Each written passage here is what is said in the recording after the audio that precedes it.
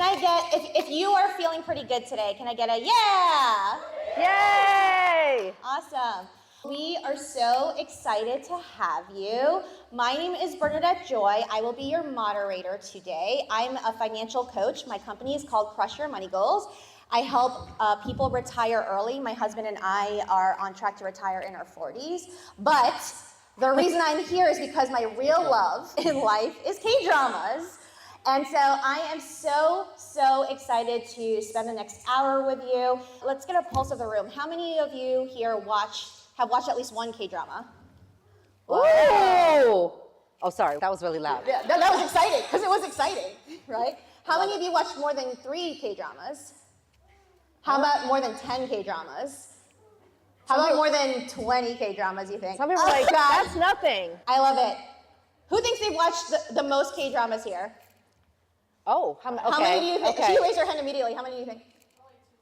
200. Claps. Claps. Okay, Anyone that's else think awesome. it'd be 200? Okay, 200. Amazing, amazing. This is the kind of room where we will clap for that. Because the topic today we're talking about is how K-dramas are good for your mental health.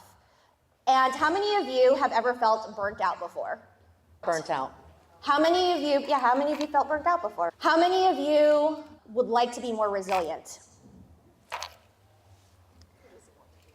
And how many of you would like to be more mindful and present? All right. They're like, we're supposed to say yes. Yeah, right? you're supposed to get. That was actually a trick. That means that for the next hour, if we can ask for you to put down your phones and be mindful with your fellow K-drama fans, we're going to have a really lovely discussion today. So as I mentioned, I'm Bernadette Joy, and I am here to introduce you to the lovely Jeanie Chang. Well, give her a round of applause. I feel like I need to bow. You should bow. And so let me tell you a little bit about Jeanie. So her official bio, this is her book, How K-Dramas Can Transform Your Life, Powerful Lessons on Belongingness, Healing, and Mental Health. This is my own copy, by the way. I brought it, and she signed it. And her biography says, Jeanie Y. Chang is a global mental health speaker and executive coach. As a licensed marriage and family therapist and certified clinical trauma professional, she's presented her trademark framework, Cultural Confidence, which I've seen and it's amazing, in corporations, nonprofits, and universities around the world. Jeanie's influence as Nuna NCI. Does anyone know Nuna NCI? Yes! Nunu, I'll tell you a little bit more about it in a second, is the inspiration behind this book. Today, Nuna NCI Inc. is a global wellness, tourism, and media company. So that is her official bio. My unofficial bio of her is that she is someone who's changed my life. And I really mean that. And I didn't tell her that I was going to say that, actually. And I say that she's changed my life because I was one of the inaugural participants in one of her first tours to South Korea. And the reason that it changed my life was because she helped me learn about how my obsession of K-dramas was actually not a bad thing. But I also made some really lifelong friends. There are several of us who went on the tour last year and we still stay connected. Mm-hmm. So she has done a lot for the people in this community, and she is someone who you're going to want to know after today. So let's give her a round of applause. I'm really excited about all you guys here, and I love seeing all the hands raised. So it's very encouraging. So if I get emotional, I'll explain more why. You'll know, right? So anyways. I love that. So for those of us who don't know what Nuna NCI is and what you do, can you explain more about that? It's a social media platform, actually. My alter ego, I like to say. Nuna means older sister in Korean, so I'm a second generation Korean American. Technically, you would say first because I was born in Seoul, South Korea, but then came here when I was a baby, but I identify as second because I was pretty much raised here. And I knew that I wanted to have my platform to be in Korean because that's how I just wanted to promote my culture when I was thinking about this. And Nuna NCI came about, so I'm a Gen Xer. Okay, any Gen Xers here? So that age is, middle age, basically. I just turned 50 this year, but I feel 30. Do you remember that? 2020. Not too long ago, I was doing a bunch of Zoom sessions for universities, for corporate organizations. That's what I do. But the college students were like, when I brought in K-dramas, they were like, you need to put this somewhere. And so Nuna NCI was born like January of 2021 when I technically launched it on social media at the height of the pandemic, actually, because folks were depressed. Folks were anxious, right? This is why I said I was getting emotional. No one really watched K-dramas. Who watched K-dramas pre-pandemic? Raise your hand. Oh, okay, so yeah, decent amount of years. Okay, so you nullified my hypothesis, but that's okay. But generally speaking, it wasn't a lot. And as a corporate speaker, I would get a lot of those looks like, what are you talking about, K-dramas? You need that confidence and honesty, and I'm a mental health corporate speaker, so there are times like, okay, I just won't bring in a K-drama. But after the pandemic, or when we were basically in lockdown, I just got more bold to go, you know what, we're in a dire state, that this is a time to talk about mental health in a unique and innovative way. So I brought it in pretty much every session I did, boldly. I'm like, oh, you're hiring me to speak about anxiety, so I'm gonna bring in a couple K-drama examples. Is that okay? To the Googles of the world, whatever. And they were like, sure, with some, what are you talking about? But that's when I thought, that's when I started seeing transformation happen in a corporate workshop, right? I'm talking, who's in corporate organizations? Yeah. I like to come in and shake things up and talk about things like trauma and grief in the workplace, burnout, resilience in the workplace. But the best ways to show examples of that is through, in my opinion, something that you can see that's a story aside from yourselves. And that's when it turned into a book. So it turned into a book because of social media. So I'm going back to that.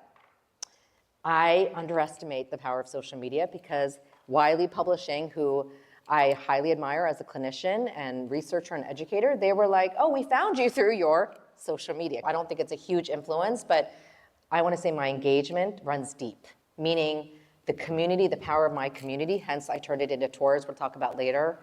There's such depth in the community who want to talk about well-being to wellness to the K-drama fangirling to K-drama fun, but then also, as you said, turning your obsession, how does it help you? Like, why do we watch? Why are you crying? Why is it so cathartic? But why is it so fun talking about it with other people? And that's how Nuna NCI started. So that was 2021. Yeah, I love not it. so long ago. What I think is interesting is you weren't always a clinical therapist. Right. What were you before this?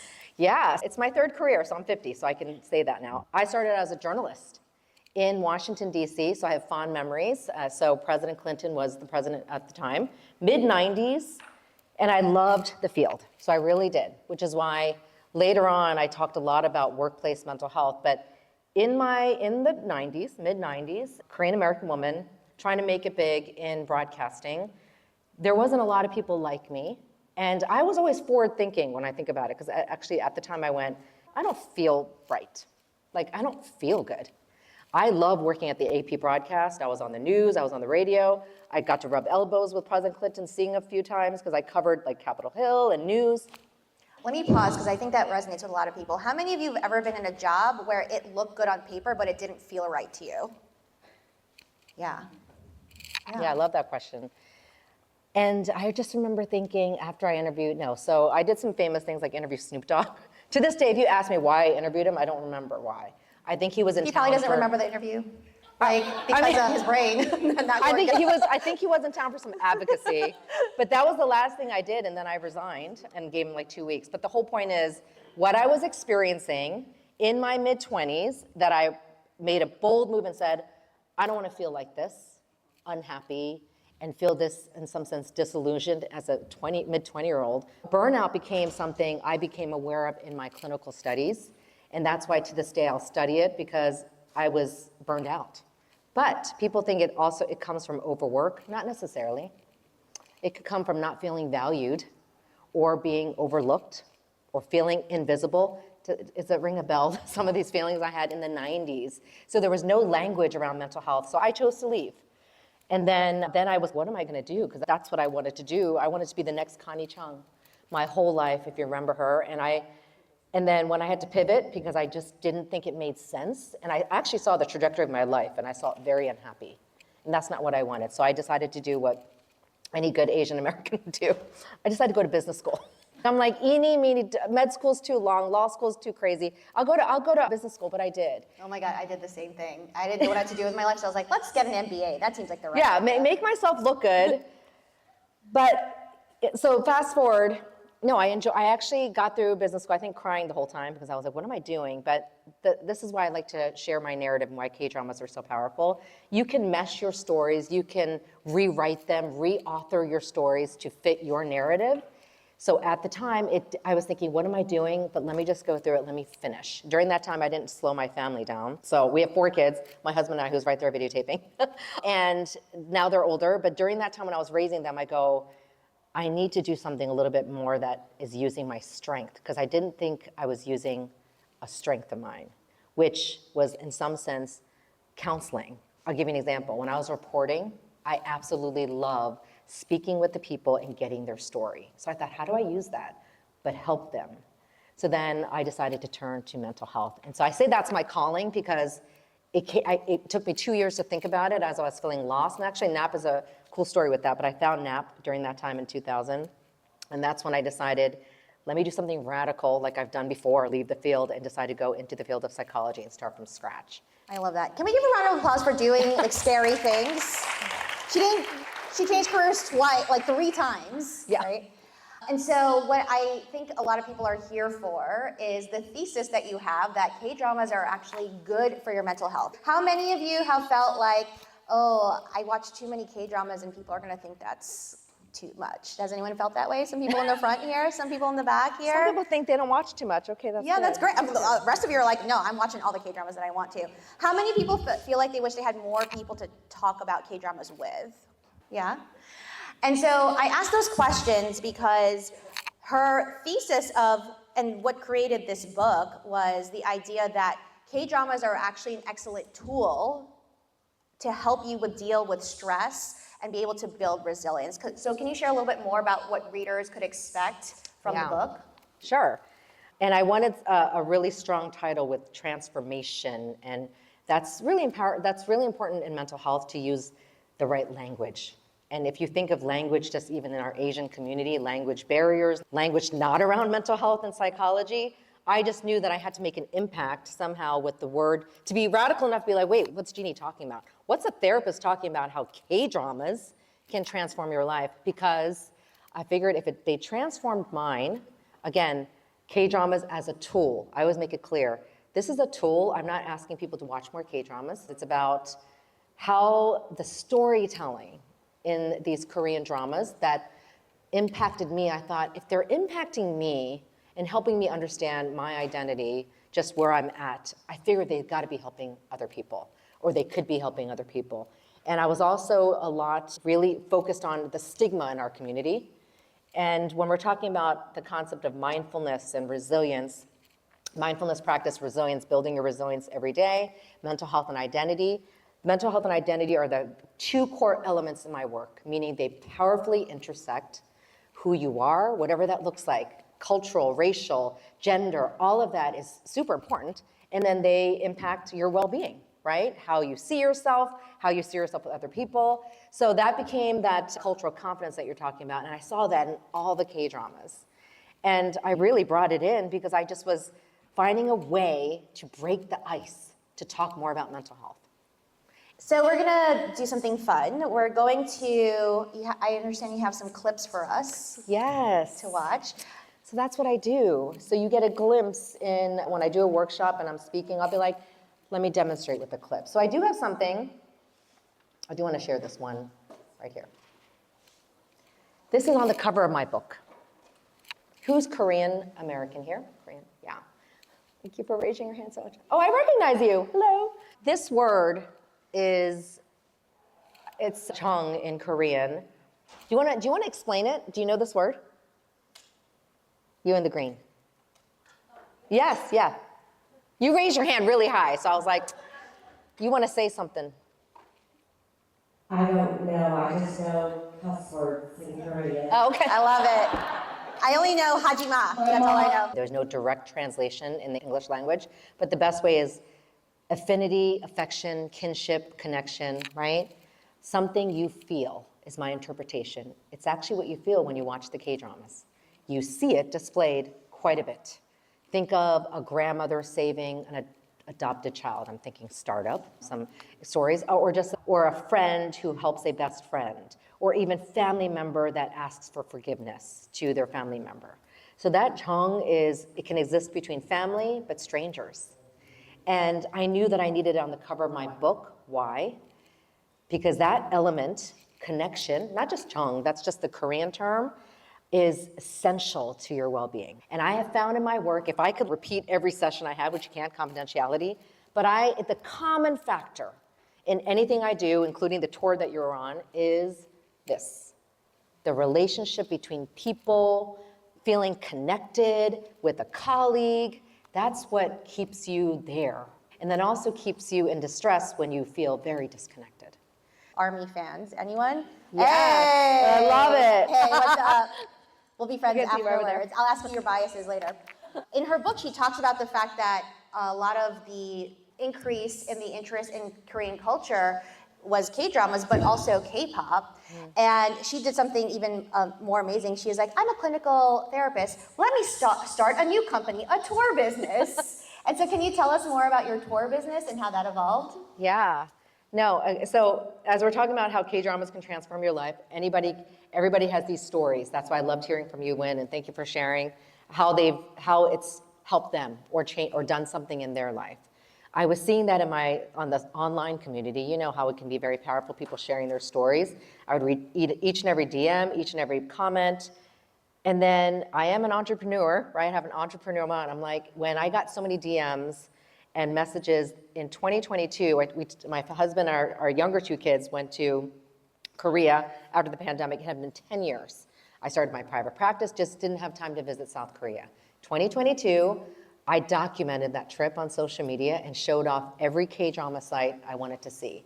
From The Goblin to Coffee Prince, the Coffee Prince Cafe, to just Reply 1988 neighborhood, all the way, Itaewon class, yeah, Itaewon and Itaewon. I showed it off because I was having so much fun. But what I did was, I guess people were like, that seems really fun. If you ever do a tour, I was like, haha, very funny. Like, I'm not gonna do a tour. But then I went, wait a second. Let me think about this, because I was getting so much response, and I thought, could I take my community, online community, on a tour? And when I started looking into it, it was actually very complicated, because if you think about it, there's all this liability. And so when I tell you that she is so kind and generous, and Jonathan too, and the whole team with their time, they really spent a lot of time and effort in curating this experience. A lot of the people on this tour, this sounds like an ad, but I just genuinely enjoyed it. A lot of people on the tour, we still talk about how that tour changed their lives because they felt like they belonged somewhere that they'd never been before. And these are, she mentioned there's several people who've come through the tour, and my tour, only 4 of us were Asian, right? Everyone else was non-Asian, and they all felt like they belonged. A lot of people were like, I don't want to go back home. I want to live here. Yeah, no, thank you for sharing that. I've done so far, how many tours have we done? 5 tours, oh my goodness, 5 tours. We launched in September 2023. Hasn't even been a year. We have 3 left. They're all sold out for the fall, but 90% are non-Asian. So white Americans, black Americans, Latinx, Europeans, and their tour in October 2023, the second inaugural tour, I had the most Asians. Like 4 Asians and 1 Korean, yeah, and then 4. Korean American, Yeah. and then you, and then a Southeast Asian or Malaysian. And they're English speaking, but I'm sharing that because for my own mental health, when I started it, I did it for me, as in I started going to Korea for me, but then when I started it for the community, the whole point was to translate what I saw online, which were these stories of you guys.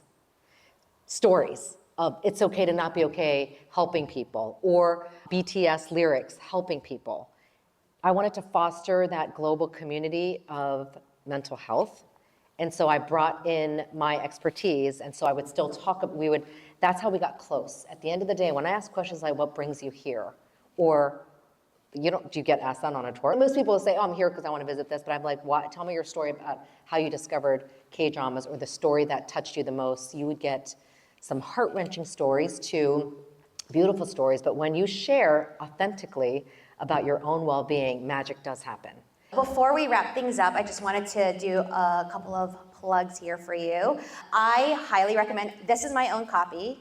I bought it myself. I highly recommend, if you are into K-dramas and or mental health or both, definitely check it out. She is doing a book signing tomorrow, and the books will be available as well for purchase. So tomorrow, if you want to actually purchase a copy and get it signed by Jeanie and take a photo with her with the book, that is available to you. If you're looking for a great global speaker for any of your organizations to come and talk about mental health in a way that's not boring, and you can just watch K-dramas at work and call it work, and get it paid for, do that.